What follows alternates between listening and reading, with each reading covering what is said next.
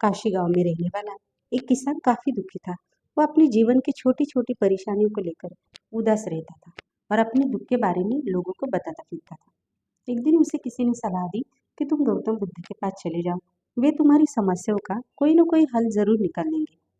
उस व्यक्ति की बात सुनते ही दूसरे दिन वो किसान सीधे महात्मा बुद्ध के पास पहुंच गया।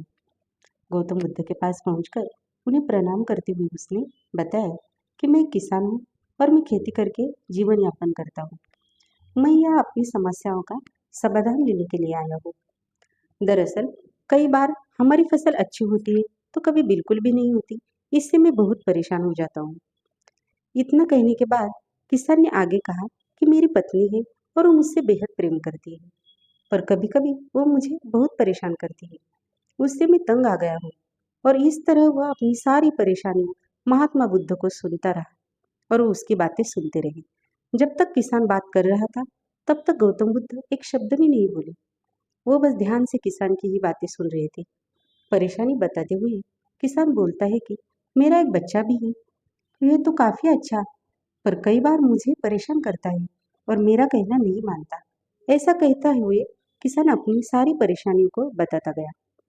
इस तरह किसान ने अपने जीवन का सब कुछ जो उसे सताता था और दुखी करता था वो गौतम बुद्ध को बता दिया।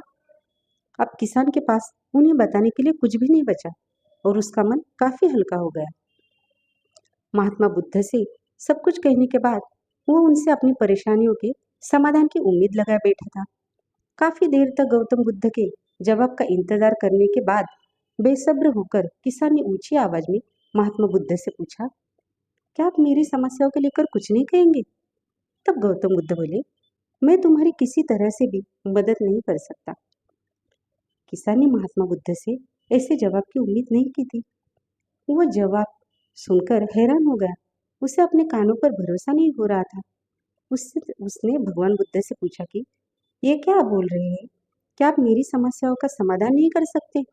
मैंने सुना है कि आप सभी की समस्याओं का समाधान करते हैं, तो मेरी समस्याओं का क्यों नहीं करेंगे? महात्मा बुद्ध इस बात पर किसान से कहते हैं कि आपके जीवन में जितनी कठिनाइयां हैं उतनी ही हर किसी के जीवन में होती है और सबको अपनी छोटी समस्याएं भी बड़ी लगती है। आपके जीवन में कोई ऐसी समस्या नहीं है जो दूसरों को ना हो। हर व्यक्ति को अपने जीवन में सुख दुख का सामना करना पड़ता है। हम चाहे जितनी भी कोशिश कर लें, लेकिन हमारे जीवन में सुख और दुख दोनों आएंगे ही आएंगे। कई बार हमारे अपने हमें बेगाने लगते हैं और कई बार बेगाने हमें अपने लगने लगते हैं। सभी का जीवन ऐसी समस्याओं का से घिरा हुआ है जिसका कोई समाधान नहीं है। अगर किसी के जीवन से एक समस्या जाती है तो दूसरी समस्या आ जाती है। ऐसे में तुम एक समस्या का आज समाधान कर लोगे तो तुम्हें कल दूसरी समस्या का सामना करना पड़ेगा। यही जीवन का एक अटल सत्य है। बुद्ध की बातें सुनकर किसान को गुस्सा आ जाता है और वो उन्हें बोलता है कि लोग आपको महात्मा कहते हैं। मैंने लोगों से ये भी सुना है कि आप सबकी परेशानी दूर करते हैं, पर मेरी समस्या का निवारण करने के बजाय आप मुझे फिजूल की बातें बता रहे हैं। मैं आपके पास बहुत उम्मीद लेकर आया था, पर अब मुझे लग रहा है कि आपके पास मेरा आना व्यर्थ हुआ। मैंने जो भी आपके बारे में सुना था वो सब झूठ है।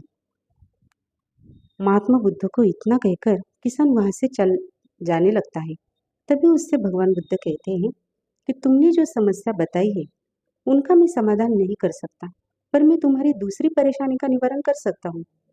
बुद्ध की बातें सुनकर किसान हैरान हो गया और बुद्ध से कहता है कि मैंने जो समस्या बताई उसके अलावा मुझे कोई और समस्या नहीं है, और है भी तो मुझे उसका ज्ञान क्यों नहीं है? बुद्ध उनसे कहते हैं कि आपकी समस्या यह है कि आप नहीं चाहते कि आपके जीवन में किसी तरह की समस्या हो। खुद को किसी तरह की समस्या न हो, ये सोच रखना ही दूसरी समस्याओं का कारण बनता है।